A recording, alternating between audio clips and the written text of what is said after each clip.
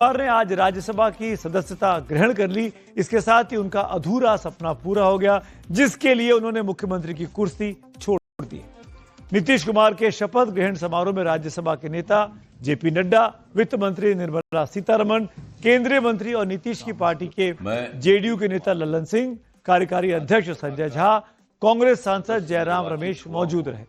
इस दौरान कहां दस्तखत करना है, नीतीश कुमार को क्या करना है, कब बोलना है, ये सब कुछ संजय झा उनको बताते रहे।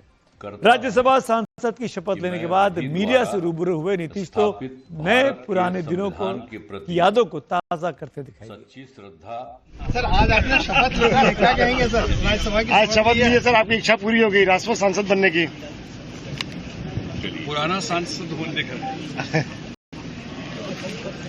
अरे 3 गो है आप। अरे चलिए अरे आपको प्रणाम कर रहे हैं, सुन नहीं रहे हैं। अब पहले तो हम यही ना थे। अब नीतीश कुमार जी राज्यसभा के सांसद हो गए। इससे पहले वो लोकसभा के सदस्य रह चुके हैं, बिहार विधानसभा में विधायक रह चुके हैं, बिहार विधान परिषद के भी सदस्य रह चुके हैं। तो संसद और विधानसभा के चारों सदनों में बैठने का उनका जो ख्वाब था वह पूरा हो गया। नीतीश तो बहुत स्मूथली दिल्ली आ गए। अब सवाल है कि बिहार का मुख्यमंत्री कौन होगा। जैसे जैसे दिन बीतते जा रहे हैं, ये सवाल और ज्यादा दिलचस्प होता जा रहा है। इन दिनों बीजेपी का बड़ा जोर महिला आरक्षण पर बना हुआ है। संसद का विशेष सत्र भी इसी सिलसिले में अगले हफ्तों में बुलाया गया है। यानी 2029 के चुनावों पर नजर गड़ाई बीजेपी महिला के नाम पर दांव चलने के बारे में सोच रही है। एनडीए की सरकार है, मुख्यमंत्री जो भी बने, नीतीश कुमार जी के कहते हैं ना कि उनके कदमों पर चले, अच्छा कार्य करके दिखाए। And it will not be an easy job, but I really wish जो भी आगे आने वाले समय में मुख्यमंत्री बने वो बिहार को और ऊंचाई पर लेकर जाए और विकसित कार्य करके दिखाए। तो सबसे बड़ा सवाल यह है कि क्या बीजेपी किसी महिला को भी बिहार का मुख्यमंत्री बना सकती है? ये रिपोर्ट देखिए। 2025 के विधानसभा चुनाव में बीजेपी ने 89 सीटें जीती। उसके साथ सिर्फ वो एनडीए में सबसे बड़ा दल है, बल्कि बिहार की सबसे बड़ी पार्टी बन चुकी है। 89 विधायकों में 9 महिला विधायक हैं। इनमें बेतिया से रेणु देवी, परिहार से गायत्री देवी, नरपतगंज से देवंती यादव, प्राणपुर से निशा सिंह, कोड़ा से कविता देवी, अलीनगर से मैथिली ठाकुर, छपरा से छोटी कुमारी, मोहनिया से संगीता कुमारी और जमुई से श्रेयसी सिंह शामिल हैं। अगर महिला मुख्यमंत्री वाली बात बीजेपी आला कमान के दिलो दिमाग में होगी तो इन्हीं 9 महिला विधायकों में किसी की लॉटरी लग सकती है। अचानक से बीते 24 घंटों से सवाल ये जवाब दिल्ली के फिजाओं में गूंज रहा है कि महिला को मुख्यमंत्री बना सकती है क्या बीजेपी। सवाल है कि किसकी किस्मत चमक सकती है, किसको बिहार की दूसरी महिला मुख्यमंत्री बनने का मौका मिल सकता है, क्योंकि राबड़ी देवी 1997 से 2005 तक 8 साल तक मुख्यमंत्री बिहार की रह चुकी है। इसको विस्तार से विश्लेषण करने से पहले यह जानना जरूरी है कि आखिर आज क्या स्थिति है कि बिहार में महिला मुख्यमंत्री की चर्चा सबसे ज्यादा जोर पकड़ रही है। इसका एक अहम कारण यह हो सकता है कि बीजेपी उन तबकों को साधने में सियासी तौर पर माहिर है जिनकी तरफ दूसरे राजनीतिक दल अक्सर ध्यान नहीं देते। दूसरा कारण यह हो सकता है कि अभी बीजेपी के पास दिल्ली को छोड़कर किसी भी राज्य में महिला मुख्यमंत्री नहीं है, जबकि बीजेपी के मुख्यमंत्री 14 राज्यों में।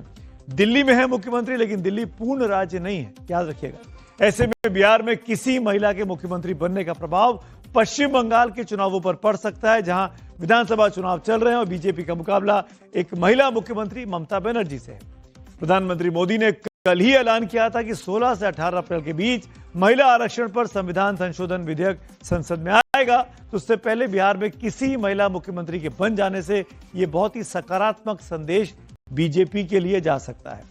हालांकि विपक्ष को लगता है कि मुख्यमंत्री भले बीजेपी का हो, लेकिन कौन होगा यह किसी को पता नहीं है। इसको लेकर वो बीजेपी पर तंज भी कस रहा है।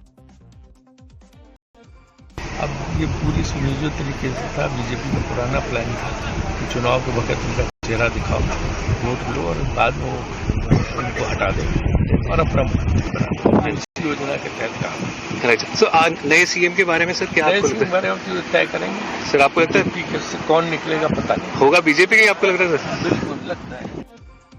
कौन निकलेगा किसको पता। दरअसल देखा जाए तो महिलाओं को एक मजबूत वोट बैंक के रूप में नीतीश कुमार ने ही पहचाना था। बिहार में अगर एनडीए को महिला वोट गया तो उसके पीछे एक बड़ा फैक्टर नीतीश कुमार है। ऐसे में बीजेपी और एनडीए दोनों ही चाहेंगे कि नीतीश कुमार के उन प्रयासों में डेंट ना लगे। आज खुद प्रधानमंत्री नरेंद्र मोदी ने एक्स पर पोस्ट किया और लिखा कि संसद में उनको देखना कैसा सुखद होगा। इस बीच दिल्ली में बीजेपी के बड़े नेताओं की बैठक के बीच सबसे अहम सवाल यह है कि बिहार का अगला सीएम होगा कौन।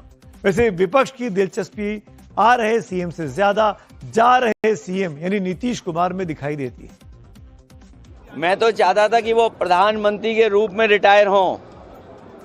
हमारे इंडिया गठबंधन के बहुत सारे साथियों की कोशिश थी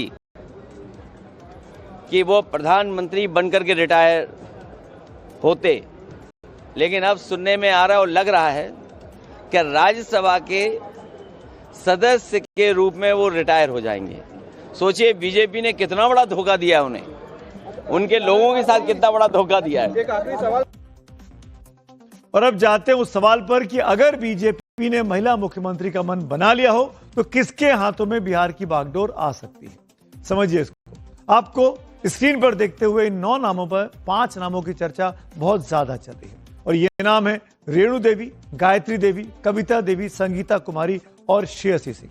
आखिर इन नामों की चर्चा के पीछे क्या अहम कारण है, इसको मैं विस्तार से आपको समझा देता हूं। सबसे बड़ी बात तो यह है कि बिहार में नीतीश कुमार ने लालू यादव के बरक्स ओबीसी में लव कुश यानी कोयरी, कुर्मी और ईबीसी में दूसरी तमाम पिछड़ी जातियों को छोड़कर अपना मजबूत आधार बना लिया था। इनको जोड़कर बीजेपी पिछड़ी जातियों के जनाधार पर अगर जोर देती है और नीतीश कुमार की वोट वाली विरासत को आगे बढ़ाती है तो इन 2 नामों पर गौर कीजिए। पहला नाम है रेणु देवी का। रेणु देवी ईबीसी तबके से आने वाली नोनिया जाति से संबंध रखती हैं। वो 4 बार की विधायक हैं, विधायक अभी भी हैं, बिहार की 1 बार उप मुख्यमंत्री भी रह चुकी हैं और बीजेपी की राष्ट्रीय उपाध्यक्ष है। यानी जाने पहचाने चेहरे पर बीजेपी ने दांव आजमाया तो रेणु देवी के नाम से पहले मुख्यमंत्री लिखा जा सकता है। दूसरा नाम है गायत्री देवी जी का। गायत्री देवी भी पिछड़े वर्ग से आती हैं और यादव जाति से ताल्लुक रखती हैं। 9वीं पास गायत्री देवी 2015 से परिहार सीट से विधायक हैं। इनके पति राम नरेश यादव भी बीजेपी के विधायक रह चुके हैं। लेकिन उपेक्षित वंचित तबके को जोड़ने की बात हो तो दलित महिला के नाम की भी लॉटरी निकल सकती है, जिनमें एक नाम है संगीता कुमारी जी का। संगीता कुमारी रविदास समाज से आती हैं और मोहनिया सीट से दूसरी बार चुनाव जीती हैं। हालांकि पहली बार उन्होंने आरजेडी के टिकट पर चुनाव लड़ा था, लेकिन बीच में ही आरजेडी छोड़कर बीजेपी में चली आई। जिस तरह बिहार में सम्राट चौधरी का नाम चल रहा है जो आरजेडी और जेडीयू से होकर बीजेपी में आए हैं, उसमें संगीता कुमारी जी का भी भाग्योदय हो सकता है। आखिर कांग्रेस से आए हिमंत बिस्व शर्मा भी तो असम के मुख्यमंत्री बीजेपी ने बना दिए हैं। दलित तबके से दूसरा नाम कोड़ा सीट से कविता देवी जी का है। कविता पासवान समुदाय से आती हैं और शुरू से ही बीजेपी से जुड़ी रही हैं, लेकिन बनी बनाई परंपरा को तोड़कर नई राजनीति करने में बीजेपी विश्वास रखती है। इसीलिए जिस एक श्रेयसी सिंह का नाम भी चल रहा है वो अगड़ी जाति से आती है। श्रेयसी जमुई से दूसरी बार की विधायक हैं और इस वक्त बिहार सरकार में खेल मंत्री हैं। देश की जानी मानी शूटर हैं। शूटिंग के लिए उन्हें अर्जुन अवार्ड भी मिल चुका है। श्रेयसी के पिता दिग्विजय सिंह जेडीयू के नेता रहे, बड़े केंद्र में मंत्री भी रहे थे। बिहार को नया मुख्यमंत्री जल्द मिल जाएगा। नीतीश कुमार राज्यसभा में आए तो वहीं उनके पुराने सहयोगी और राज्यसभा के उप सभापति हरिवंश नारायण सिंह मनोनीत सांसद बन गए हैं। मनोनीत सांसद के रूप में वो राज्यसभा के उप सभापति भी रह सकते हैं। हालांकि इस पर अभी कोई फैसला नहीं लिया गया है। हरिवंश 2032 तक अब राज्यसभा के सदस्य रह पाएंगे। इसके पहले भी उनके 2 टर्म 12 साल के पूरे हो चुके हैं। और अब बात अगली कहानी की बात